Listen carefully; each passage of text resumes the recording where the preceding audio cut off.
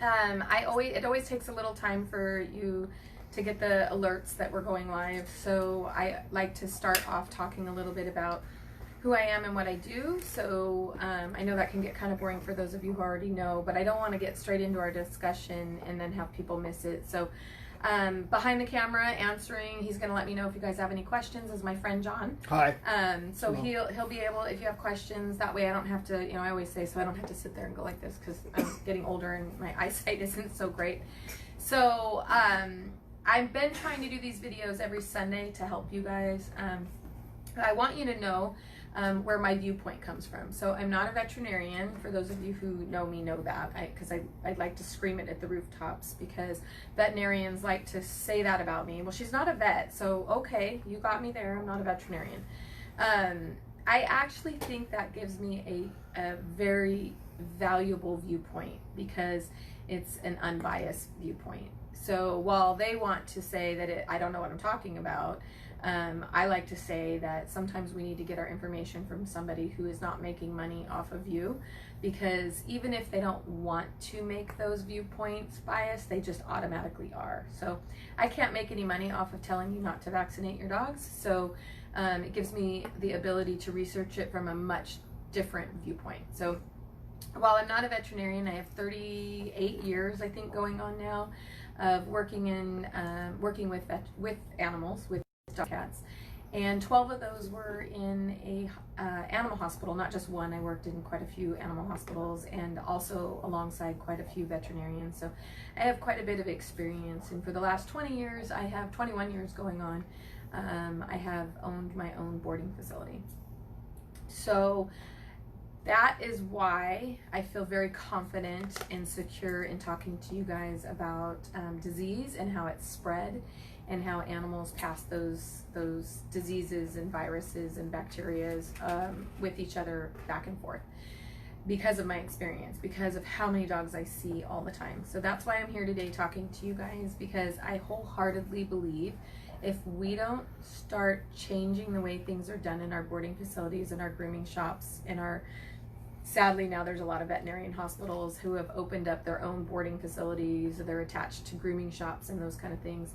If we don't stand up and make some change, our animals are going to continue to get sick. So, and I absolutely blame the increase in our pets' health decline on boarding facilities. And that's one huge aspect. It's not the only, but it is a huge factor. And I believe it is a huge, huge reason why our animals are so sick. And the reason I believe that is because of how long I've been in this industry. So I've been in the industry for long enough to know that when I first started, boarding facilities didn't really exist. We didn't have these beautiful, elaborate boarding facilities on every corner. They're practically like Starbucks. So, and that's why I think our animals are getting sicker, is because these boarding facilities have begun. So I hope everybody's getting in okay. John, does it look like it's working okay? And people are coming in and you can see people coming in. I set up the camera for him in a way that I want to make sure he can read. If anybody, can you read if people are saying stuff? I can't read, but I can tell you when people are coming in. Well, you need to be able to read their questions. That's not what I mean. Oh, you mean you can't read? Yeah, because I'm not very bright. Yes, there are people up there. But okay, I just want to make sure that we yes. got the button going and things are going. So any questions will be presented promptly. I will answer them. I just want to make sure you could read it because I didn't look before I did it. So my point is, if we're going to address all of the health issues that are affecting our pets today, we have to address boarding facilities. So many, many, many years ago, when I was back working for the vets, we hardly ever, in fact, it wasn't until I left the veterinary world that I saw my first dog who had kennel cough. And I didn't even really know what all the symptoms were. I didn't know that it was a virus. I didn't know if it was bacterial. I really didn't know much about it at all. I just opened up a little tiny grooming shop in Orange County, and then it grew into a daycare facility, and we became one of the first daycares in Orange County. And then it wasn't too long after that that I started noticing that we were having bouts of it. Kennel cough is one of the things I'm going to be talking a lot about today, but in general we're going to be talking about how viruses will shed and then when you're vaccinating your dogs, we're also going to be talking about whether those vaccines are necessary or not necessary. So we're going to be going over a lot of stuff. But my hope and goal at the end of this whole talk is that you aren't over vaccinating your dogs, and that you're going to speak up to your veterinarian or your boarding and daycare facility. That's the goal here, is that we change the status quo in order to protect our animals who don't live very long. So that's my plan today. So let me also, before we get too deep into this, I want you to know I am not an anti-vaxxer. I have been called that. I think it's used against me as a derogatory term to make it sound like, oh, I'm just some crazy anti-vaxxer. And I'm not saying that anti-vaxxers are crazy either. I'm not saying that. I'm saying with regards to animals, and if you ask me anything about children's vaccines, I'm out, because I don't know anything about that. But when we're talking about the numbers of vaccines that dogs are given and the type of vaccines dogs are getting, yeah, I am against a lot of them. Some of you may have seen where I wrote that the average dog gets about 95 vaccines in their lifetime. 95 vaccines in their lifetime. And think about that. And when you go into the vet, you think your dog's only getting 1 or 2, but that's not true. So, and then we continue to do it and continue to do it. And most dogs, you know, if we're lucky, they live only to be 15 years. So if you just think about that in terms of your children or yourself, can you imagine if you were given that many vaccines every year, and you're getting all of this stuff every, 1, 2, 3 years, how sick that would probably make you? I absolutely believe that the over-vaccination of dogs is one of the major causes in allergies and skin problems and the breakdown of dogs, which is what we talked about last week, was all of the allergies and the itching and all of the stuff that's going on. So a couple things have to happen. We need to first, we're going to define, when we're talking about vaccinations, what that means. What does it encompass, right? So some vaccines are required by law. The only vaccine that I know, and let me preface this a little bit with the fact that I don't know all the state laws, okay? So please don't email me later and tell me that, I'm an idiot because your state. Remember, each state, each county has different laws. So when I'm speaking in general terms, or if you live here in Orange County, I'm speaking in terms of Orange County. But even Orange County, for my kennel license, had different rules. I used to own 2 boarding facilities, one in Newport Beach, California, and one in Tustin, California. And those are different county, or they're both in Orange County, but they're different cities, and they had different laws. So whatever I say, if you're a boarding facility, I hope you're listening to me, because you are really who I want to address. And if you take your dogs to boarding facilities or groomers, you are who I'm trying to address today, because this is where the change is going to happen. So you need to look into your laws. So what I'm talking about is going to be in general terms. For Orange County, the only vaccination that you have to have by law is rabies. There is no other vaccination that your dog is required to have other than a rabies vaccine. So when you walk into your veterinarian and your veterinarian says he's here for his vaccines, he or she is not telling you that that is what the law requires. They are telling you that that's what their policy is and what they think your dog needs. So it's up to you to understand the difference. And that is part of my problem with vaccinations, is that every single dog, no matter where he lives, where he's going, what his lifestyle is, what her lifestyle is, what she may or may not be exposed to, is given the exact same vaccines by that particular veterinarian. That's the other interesting thing. If you don't follow different veterinarians, you wouldn't realize that the vet down the street might give this vaccine, and the vet right around the corner from him may give this, and the veterinarian down the street and the other states, there's not a consensus amongst veterinary medicine as to what you can and cannot give, or what you think you should and should not give. So keep that in mind. Just because one vet gives it and the other vet doesn't give it doesn't mean that one is right or one is wrong.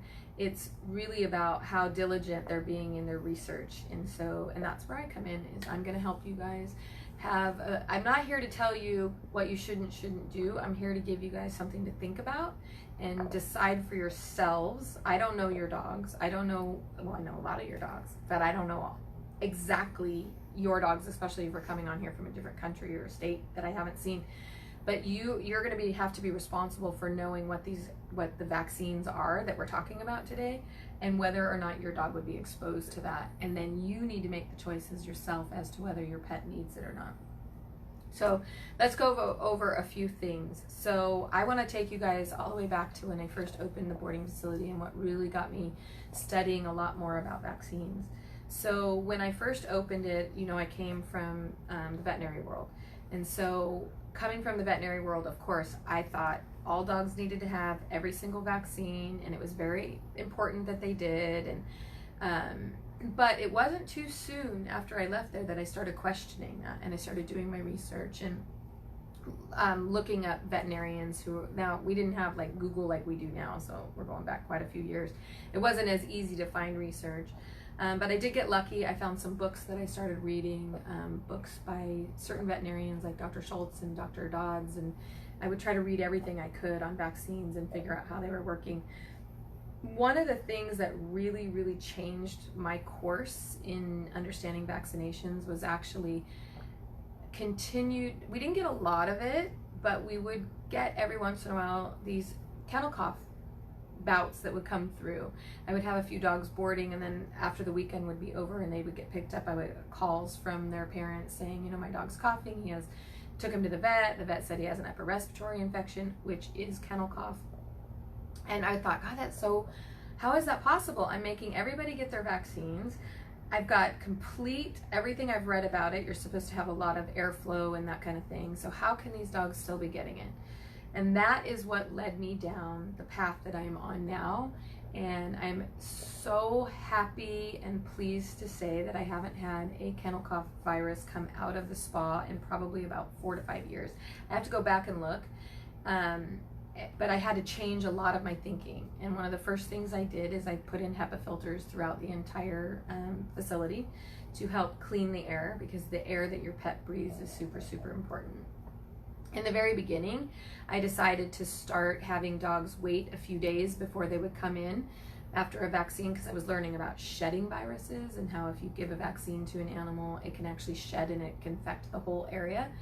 And why that's important is because, I have old dogs in there, I have young dogs in there, I have immune compromised dogs that board with us. That doesn't mean that they have stuff that they're spreading, but it means that their immune system, maybe they have diabetes, there could be some things that could make their immune system weaker. So if I let dogs come in that are freshly vaccinated. So in the beginning, we had people wait for a couple of days, and then I went to 1 week because that wasn't working. And finally, we spread it out to not letting people come in with their dogs if their vets have been vaccinated within the last 2 weeks. And that has been what has worked the best. However, it's very, very hard to make sure. It's easy to prove a dog was given a vaccine. It's not easy to prove he wasn't given a vaccine, which is why I do a lot of these talks and why I communicate with my clients very much so, is because I want us all to work together, and I think a boarding facility should find like-minded people and work together. So I put the responsibility on our clients and we reiterate it, and we talk about it a lot, about making sure that your pets aren't vaccinated within 2 weeks of coming in. And that is important for your pet as well as the pets that your pet will be exposed to. So another thing you need to know about vaccines before I get into the differences of them is that a vaccine, just because your dog was given a vaccine, does not mean that your dog is protected for the disease that you're trying to protect him for. So let's use an example of parvo. Parvo is an intestinal infection. It's very deadly. I have personally witnessed dogs die from parvo. It's one of the worst deaths I've ever seen. So I'm, again, not against vaccinations, but I'm against the over-vaccinations. So if I have your pet get a parvo vaccine, and then I bring him into the facility with a young puppy who has had his vaccines, but he's still very young, and it's a puppy disease, so it can be shed amongst the rest of the animals in there. I can be exposing that puppy, but also your dog, when they're freshly vaccinated, their immune system's trying to deal with a lot of different stuff. So we take your puppy in, he's just been vaccinated, and right after that vaccine, he comes in to maybe get groomed, and maybe he doesn't want to get his nails cut, and maybe his stress level is really high. That stress level and that vaccine can make your puppy sick. And then he goes home and then he has diarrhea for a couple of days, and then you call me and you say, what did you do to my dog?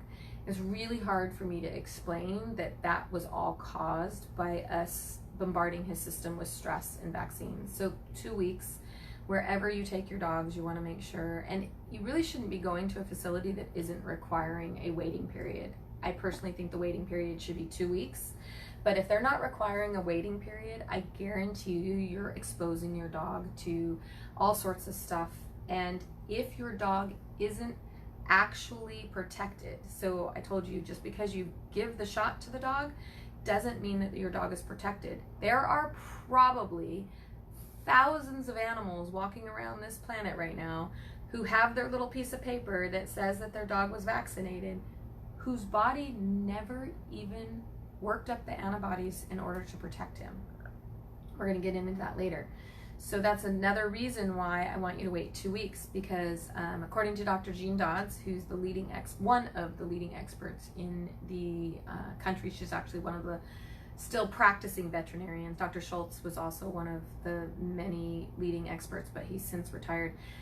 But when I spoke with Dr. Dodds about vaccine shedding, one of the comments she made to me was about parvo, and she said parvo was the most shedding vaccine out there.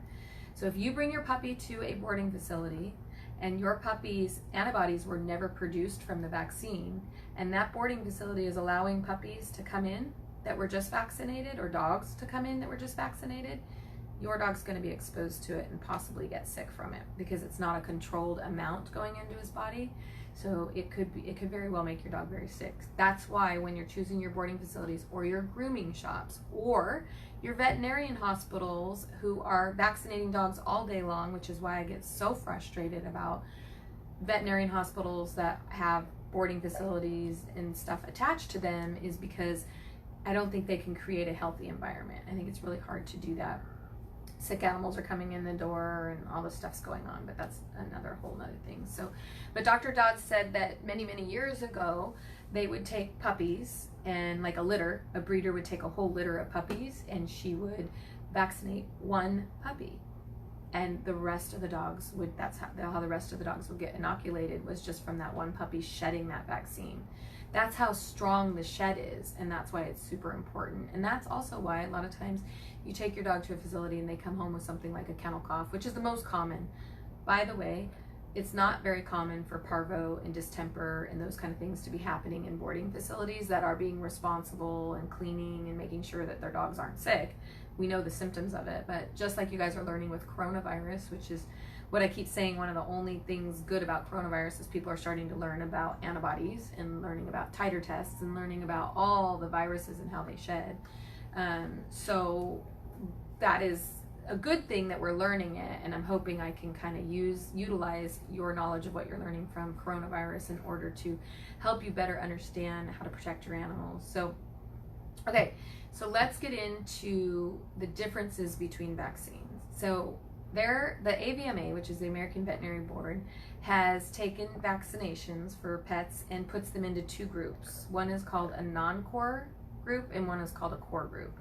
And they define that by saying that the non-core vaccines are going to be any vaccine that is ineffective, meaning its efficacy rate is low, meaning I could pump this into your dog and it do nothing, and it's very low. And also its length of time that it can stay in the body, if it is going to work, is short. So when you're looking at something like a Bordetella is a non-core vaccine. It's it's a bacterial strain of kennel cough. So if you look at kennel cough, it's like a blanket name. It's like calling a cold, but underneath it you have what are the strains of it. So kennel cough is the blanket name for a bunch of different strains of colds that dogs can get, and Bordetella is one of them. Parainfluenza is another one they have a vaccine for. There's lots of them, but they only have vaccines for parainfluenza and Bordetella. Parainfluenza is viral and Bordetella is bacterial. So Bordetella, if you notice, if you're boarding your dogs a lot or you're going places, or maybe your vet believes in that vaccine, hopefully not, especially if your veterinarian is telling you that they are holistic, they should never be, in my opinion, be giving non-core vaccines. But if they are, and you're getting that Bordetella vaccine, you might notice that you have some vaccines that are given every 3 years or every year, depending on what your veterinarian decides to do. And then your Bordetella is given every 6 months or maybe every year. And that's because it's a non-core vaccine. Non-core vaccines don't stay in the body very long at all. Other non-core vaccines are going to be stuff like leptospirosis, parainfluenza is non-core. Those vaccines, and then the other definitions of them are that the disease itself that they're vaccinating for are either deadly, meaning if your dog contracts it, he's at a high risk of dying from it if not treated, or at a low risk. And so non-core versus core. I don't recommend any non-core vaccines ever. I have never given non-core vaccines to my dog ever. And I don't recommend them to my clients. However, I do tell people if you decide you want to do it, you're more than welcome to do that. But we make you wait 2 weeks before you bring your dogs in, so that it doesn't shed and expose other dogs. So I would strongly urge you to talk to your veterinarians and ask them why they're giving non-core vaccines, and see in 36 years of, and 12 of those working in veterinary hospitals, and 38, I think we're at 38 now. I'll say 36 for 10 more years probably. In all the years that I've worked with dogs, I've never seen a dog hospitalized for Bordetella, die from Bordetella, never. I've never heard of it. So I'm sure there are some cases. I'm sure someone will let me know. But those are going to be underlying cases, dogs with underlying health issues that it didn't get treated in time and they didn't let it go, those kind of things. So your core vaccines are going to be your distemper, your hepatitis, your parvo, your rabies is going to be core vaccines. Generally, those are given every 3 years. I still know veterinarians that are doing it every year, which I just cannot wrap my head around that. So I still think that if you eliminate all the non-core vaccines, you're doing an enormously good thing for your pets by eliminating vaccines that they don't need at all and should never have, in my opinion. But then we still have to look at how often are we giving and why are we giving vaccines like distemper and parvo every year or every 3 years. Hopefully your vet actually has you on it, the every 3 year plan, at the very least. So Dr. Dodds and Dr. Schultz and a couple other veterinarians did some research to find out how long do these vaccines actually stay in their body. We don't vaccinate ourselves this often, so is there a reason why we're vaccinating dogs so often? So they did some research and they were able to prove that the vaccine stays in their body. The core vaccines will stay in your dog's body for up to 7 years. That's a challenged test that they did. So they challenged it. They were able to say 7 years. But if you speak with some of these veterinarians, they will tell you that they're confident that the vaccine will stay in the body for 15 years. So my recommendation that I tell people to do, and this is what I've done with my own dogs, is they get their puppies vaccines, and then I wait about 5 weeks after their first vaccine, and I check their titers. So you guys are all probably learning from the coronavirus about these antibody tests that you can do to go to see if you've been exposed to coronavirus, to see if your own body has built up its own antibodies to protect you from it. That's a titer test. We should be doing that with our pets. In my opinion, every single time an animal has been inoculated for something like a deadly disease like parvo, if I have a puppy and I take that dog and I give him a vaccine and then I'm like, okay, he's good to go, perfect, I'm going to take him to the dog park, there's a chance that dog's not protected, and I don't think he should be out running around with other dogs until you run a titer test. But it takes a few weeks to build those antibodies, and to be safe, I would say wait 5 weeks, run the titer test, the antibody test, to see if your dog even has the antibodies to protect him for it. My opinion is I would test those antibodies again in about 3 years, and then I probably haven't tested anywhere past that time. But some people feel a lot more comfortable continually, but you have to understand how a titer test works. And veterinarians do not learn about titer testing in school. They're not really learning how to read it. So you need to have the right vet, and there's not very many of them that understand. We talked about this on the Spawdcast. So Dr. Dodds gets very in-depth about it, more so than I will. I always try to simplify things for you guys, because some of the vets that I talk to, even I stand there sometimes and go, oh my God, this is so over my head, because they're very scientific. But Dr. Dodds gets really in-depth on the podcast if you want to listen to that. There's a whole episode with Dr. Jean Dodds. But the reality is we have to look at these titer tests in order to know whether our pets are protected, and then move forward from there, making sure. But when you read them, you get these numbers. And so sometimes veterinarians will go, oh, your numbers look low, you're not protected. Boom, and they'll give you another vaccine. And if you speak with Dr. Dodds or some of the other vets, you'll find out that that's not the case. It's not about zero. I kind of explained it to somebody like this one day. When your dog is, let's say your dog is running down the street and he passes a dog who has parvo, okay? Which would be unlikely, because a dog with parvo wouldn't be running down the street. But let's just say in this world this would happen. And your dog plays with that dog for a few minutes, and your dog contracts the disease. And then just coincidentally that day, you went in and ran a titer test on that dog. There's a chance that the antibodies in his body started producing and got really, really, really high when you ran that blood test. So you would see a titer test that says he's really, really high. But let's say you have another dog who has never left the house in 7 years. He's never left the house. He just sits in the house all the time. Well, his antibodies can kind of lay a little bit dormant. I hope I'm trying to explain it in the simplest way. They kind of lay dormant, and that's probably the worst word I can use, but it'll give you a visual. They kind of are over here sleeping. And then you run the titer test. Well, when you run the titer test, these guys were asleep, so they didn't really get into your sample test. And so your blood test is going to show a low titer.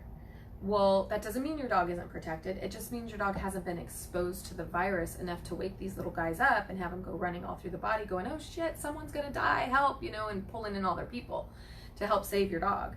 So, but most vets don't understand that. I don't want to say most. There's a good chance your vet doesn't understand that.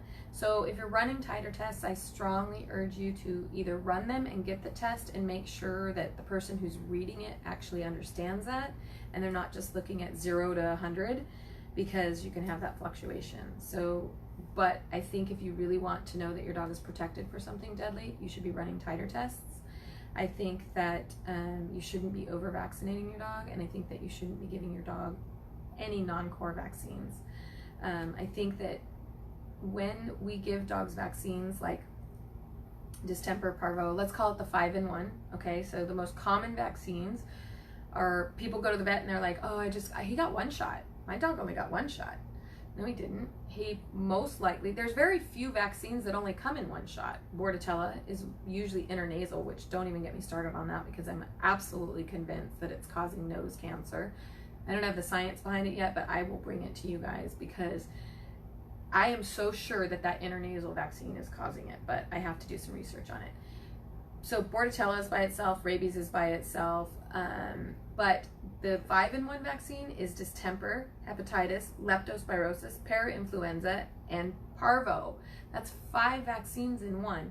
In order to, if you've got this little tiny vial, in order to put all of those vaccines in there, guess what they have to do?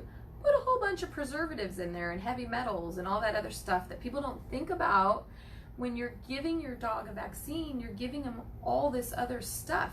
And your 5-in-1s, which by the way have non-core vaccines spread in there, also have tons of preservatives. So you want to talk to your veterinarians about pulling those out and giving them separate. So you can get a distemper parvo by itself.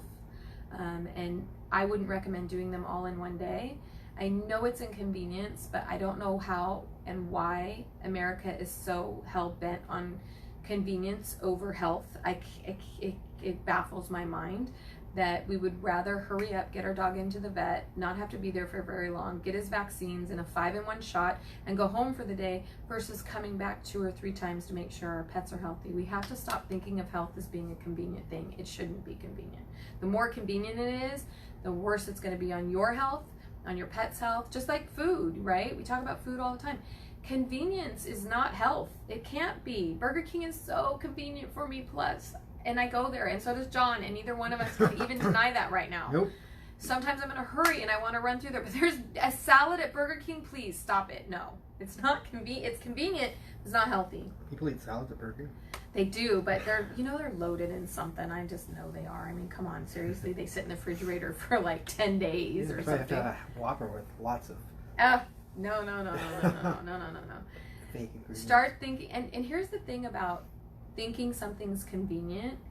It's actually not, because all that convenience actually is like a piggy bank. You keep putting all your convenience in it, and one day it's going to explode. And guess what? Now you're going to be at the vet every day for every month, once a week, because your dog has ear infections and skin problems and all that, because your big giant convenience bank just broke. And all those times you thought it was so much easier, it's not. And so take the time, ask your vet if you can come back. I don't care what your vet says. If they don't want you to come back and do this the right way, then you need to find a different vet. It shouldn't be about convenience and hurry up and get your dog in and out. It should be about long-term health of your dogs. And unfortunately, vaccines are not that for us. I do think they should be protecting us, and I do think that we should have a parvo shot. I do think you should have a distemper shot. I actually don't like the rabies vaccine, but it's the law, so I'm not going to tell you not to get the rabies vaccine. It is by law you need to get it. There are some states right now, and there's one state that just passed a law that I'm so proud of, but for the life of me, I can't remember if it was Connecticut. I think it's Connecticut. There might be somebody on here that could tell me. It is now acceptable in that state, or whatever state I'm talking about, to accept a titer test for your rabies vaccine. I'm so excited about that. You said it was Connecticut last week. I think it is Connecticut. So you can now do that. And so now we just need the rest of the states to kind of come on board and let us accept titer tests. And we also need our veterinarians to stop just vaccinating our dogs. I think the best vets, people ask me all the time, which vet do you recommend? I recommend the veterinarian. If I'm going to recommend a veterinarian, and it was one that I was like 100%, this is who I want you to go to, this is what I'm going to tell you. They'd have to fit into so much of my little brain that I decide someone is really on board with this. One of those things would be that they don't just vaccinate your dog, that they run a titer test. Like right away, you walk in and you're like, oh, I'm here for my dog's vaccines. If that vet said, stop, I'm not giving your dog a vaccine without a titer test, I would be like, oh my God, I love you so much. Those vets don't really exist. So it's hard for me. The other thing, if I walked in and said, hi, I'm here with my puppy and I want him to have everything because I love him so much and this is so great, and that vet were to say, well, here is flea medication, I would want to run. So those are the vets that I want to go to, the ones that are not just cramming flea medications down us and heartworm medications and vaccines and all that kind of stuff, but those are hard to find. So that puts this on you guys to say no. You're going to have to say no more than you're going to have to say yes. And that's when you're going to know that you're doing right by your dog. If you're saying no more than you're saying yes to your vet, I say it all the time, people hear me say it, save a pet, say no to your vet.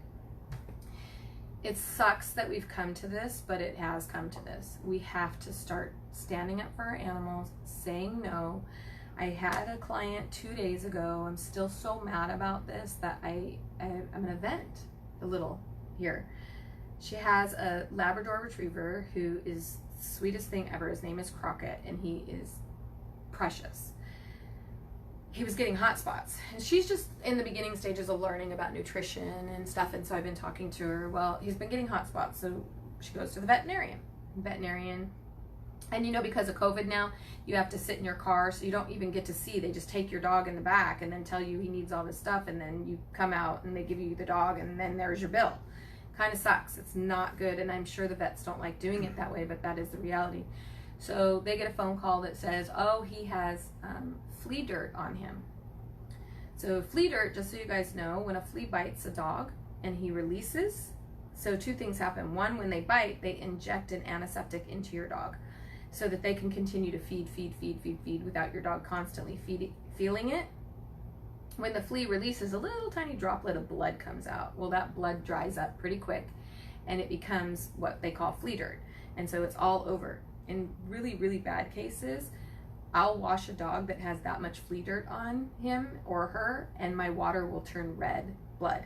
The whole tub will turn red, and you can smell it. That's how bad flea dirt is, but it's not poop. It's actually blood. Anyway, if you have a flea that's been on your dog for more than 2 days, there will be flea dirt. You can't have one without the other unless you have, for some reason, like an anorexic flea that doesn't eat. I don't know, but that's what they're eating. So she takes Crockett to the vet. She's never seen a flea on Crockett ever. I've never seen a flea on Crockett ever. She actually does give Crockett flea medication. She gives them the topical stuff. So they call her in the car. I think I might have some part of that story of how it went down. But bottom line is they tell her that Crockett had flea dirt on him and that he had to have a pill for the fleas. They were like, oh, okay. But then later thought about it and were like, they get the dog home. Mom searches that dog all over and can't find any flea dirt. So she brings him to me not too long after that. I asked her and said, did you wash him in between? And she says, no, he hasn't had a bath. And I said, oh, I'm going to search him. I'm going to find flea. I'm going to look. There's no flea dirt on this dog.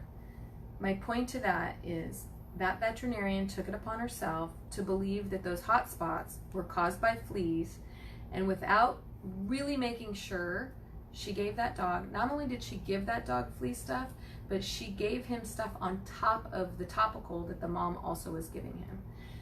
You have to be able to question and say no to your vets if you want to protect your dogs. Do hot spots, or are hot spots caused by flea dirt? They can be. Okay.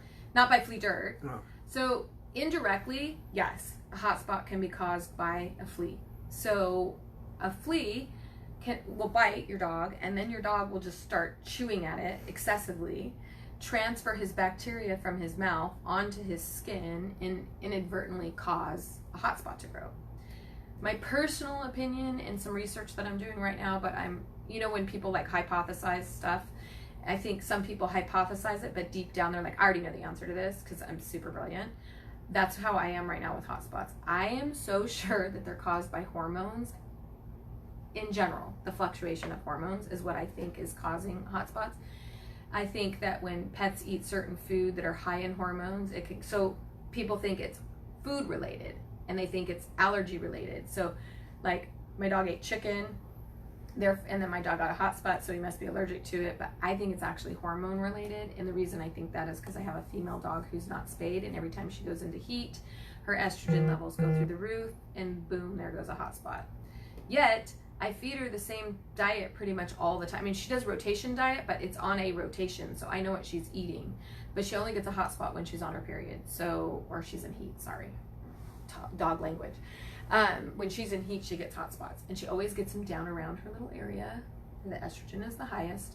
And so, but I need to do some research on it, and I've been looking into it, and I want to find it out. So, but my point really all to that, guys, is you got to stick up for your pets. The long-term health of your dogs requires it. So what do we do? What do we do if you guys are watching this and you have to board your dog? I had somebody this morning on another site that I was talking to. I had suggested talking to your boarding facilities and doing this, and she's a pet sitter and she takes dogs into her home, and she says, get a pet sitter because I don't require vaccines. That's an option. It's a valuable option. I actually have suggested it to people. If you can find somebody to come to your house, then you're not going to have to over-vaccinate your dogs just so they can go there. But it's not always a solution. It's not always an option. Some people don't have that option. They only have the option of a boarding facility.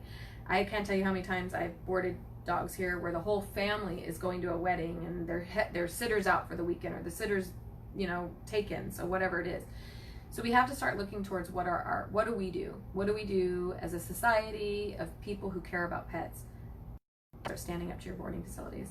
You have to start asking your boarding facilities if they will require a titer test, and ask them if you can sign a waiver. Most boarding facilities, the only reason that they're requiring those vaccines, sadly, is because they think they're protecting themselves from some crazy lawsuit, which is a joke. So, like I told you before, we have to have, in order to keep my kennel license, I have to follow certain laws, which I do follow. But one of the laws it's not a law, one of the things that is not a law is a Bordetella vaccine. I don't have to require that. Most boarding facilities don't have to require it. They'll tell you they do because it's easier and that's going to shut you up. So if you go to a boarding facility and the boarding facility says, oh, I have to in order to keep my license, there's nothing I can do. If you really want to get confrontational, I would be like, can you show me that license? Because believe me, they have to have it. And it's supposed to be accessible at all times in case our kennel license people come in to get us. So I would ask to see that if you want to get confrontational. Or I would say, can I bring you, and you can write your own letter. Maybe I'll write one up for you guys and then you can get it on my website or something. But you can write your own letter that says, I will not hold this facility responsible if my dog contracts kennel cough. And then sign it and give it to them and say, if I give this to you, you know, protecting you from anything, can we get past the Bordetella vaccine? Because there's not a titer test for Bordetella. So that's the bummer part. So while we can get a titer test for stuff like parvo and distemper and rabies and those things, we can't for Bordetella, and most likely that is because it doesn't stay in the body long enough to build enough antibodies to test for antibodies, because it's a joke vaccine in my opinion. But you could try that. Are many people intimidated by a person in charge of veterinarian? Absolutely. So they'll just like shut up and take it? Yep. That is that's dumb. It's one of the, I can't tell you, let me tell you a story about Bordetella, and this will let you know. It's like, here's my animal, do whatever you think is best. Oh my gosh. Shut up. I'm going to tell you this story that happened probably about 3 years, and it happened to me. And I am strong-willed when it comes to animals. I'm vocal. I have a big mouth. My dad used to call me Mouth when I was a kid. Like, I am not scared. But this veterinarian scared the shit out of me. And she wasn't going to get me to back down. But I was like, oh my God, this is what my clients are facing. This is insanity. Okay, so here's the story. Had a dog that got left with me. And her name was Penelope, and I don't know if any of you guys ever saw her or whatever, but she was this beautiful dog named Penelope, and she was a pit bull. She was gorgeous. I loved her to pieces. When she first got dropped off, she was supposed to get picked up in like 2 weeks. So she gets dropped off, and the guy had gotten her whole list of vaccines about a month prior to her getting dropped off with me. And in that list of vaccines was a Bordetella vaccine. She had Bordetella and she had parainfluenza. Well, fast forward about 8 months later, and I still have Penelope.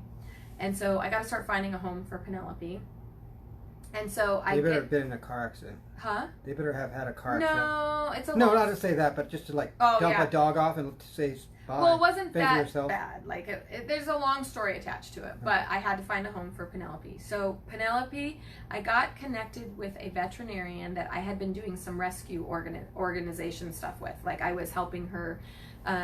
She would bring the dogs with me and they would stay with me for a couple days. Long story short, anyway, I had this connection with this veterinarian, and this veterinarian had a rescue where she had like a whole website, and she did adoptions, and she was really into it.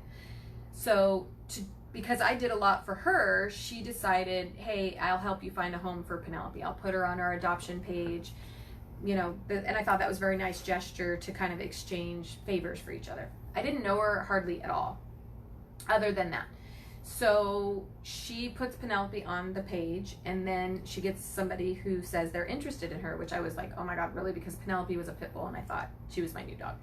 So anyway, because they have hard times finding homes. But anyway, so the veterinarian says to me, you need to just bring her out here, and we'll do the meet and greet here at the animal hospital. And I said, okay, no problem. So I bring Penelope out to the hospital, and immediately upon my arrival, the receptionist or tech or whoever it was comes out and starts to take Penelope to the back. I go, where are you taking her? We're waiting for the lady to come meet her. And she says, oh, I'm just going to take her back and give her all her vaccines. And I go, what?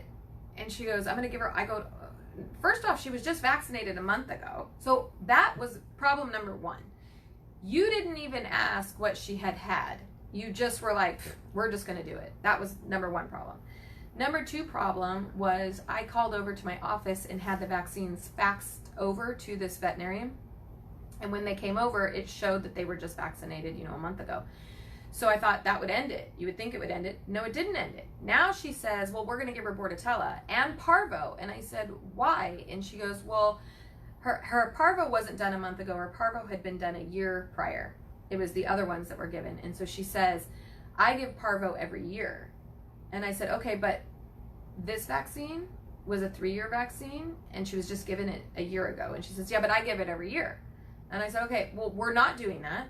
And she goes, well, then we need to give Bordetella. And I said, I'm not giving this dog Bordetella. And she goes, why? And then got super angry with me. Started to roll her eyes, started to have an attitude, and I finally just stopped her and I said, look, this dog got dropped off with me about a year, I think it had been 8 months or something. I don't know how long I had her at that point.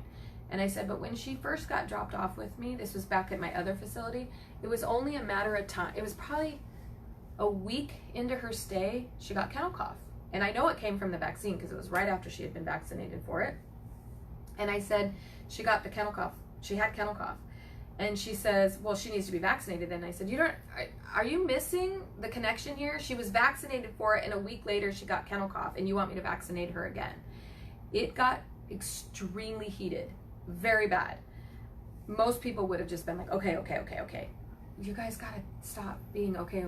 We gotta stop. We have to stick up for our dogs and say, look, I'm not gonna argue with you. This is or isn't, but you gotta sit down with yourself and figure out what you wanna do, because most people aren't gonna argue. She got so argumentative with me that she finally let go of the leash and said, well, whoever adopts this dog will get to make her own choices with this dog. And I said, I agree. Whoever adopts this dog, but you're not the one adopting her right now, and I'm not doing it. So then the lady came to visit the dog, and this is where I probably went awry. I let her take the dog home for 2 days and then called her before she left the parking lot and told her that if I ever find out she's vaccinating Penelope, I'll take her back. So I didn't want her getting the shot. So I got a little, like, you can give her everything, but please don't give her the vaccine. And I gave her a bunch of research. And so she took her home for a couple days, and then we ended up speaking for a long time, and she said she wouldn't do it. I wouldn't have taken the dog back if she decided to vaccinate her dog, but I just said, please seek out other information than just this one veterinarian. And so, but my whole point to that, guys, is it's hard. It's not going to be easy. It's not going to be easy communicating to your boarding facilities, your groomers, your veterinarians. You're going to have to fight for this and understand the differences and get those titer tests, guys. They cost a little bit of money, but they're going to save you so much money in the long term for your dogs. Anybody have any questions? It doesn't have to be about vaccines. I just wanted to get all this stuff out so you guys knew. I'm going to recap it a little bit, telling you that my personal dogs only get distemper and parvo separate, and then I titer them after about 5 weeks, and then I don't do it again, and they get rabies because they have to, not because I think it's the greatest thing ever, but they have to. So if you're curious as to why I do that, I think we made it pretty clear. I don't do non-core vaccines. I also have 2 very, very healthy dogs that never go to the vet. So there's that. All right, guys, if you don't have any questions, that's my vaccine talk for today. Next Sunday, we're going to be talking about some things as well. Oh, no, next Sunday I won't be here because I have to do some stuff over at the spa on Sunday. But good news, I am going to be in the studio in the next couple of weeks and getting the podcast going back up again. I'm super excited about that. You have no idea. Got some great people coming on the podcast that are going to be talking some amazing, amazing, amazing stories that I'm just super excited about. If you guys are familiar with Peter from Allie's Canine Cancer Crew, he's going to be on the podcast coming up soon. Kelly Bone has agreed to come on. So for those of you guys who follow her, I just love her story. I think she's just such an inspiration, not just as a pet parent, but also not just as a pet parent and an advocate for our dog's health, but also an advocate for people in general and their own health. If you follow Kelly's story, you know the struggles that she's gone through. So super excited to have them on the show. I also have an amazing other lineup. So don't forget to be listening to the Spawdcast. That has all sorts of the vets and doctors and stuff that I have on there. Okay, guys? All right. Questions? Nope. Okay, guys, have a great day, and I will see you later. Okay, take care, everybody. Bye. Just click the little button. It's like Family Guy. Now press what? I know. And I see a little man. Okay, bye, everybody. There's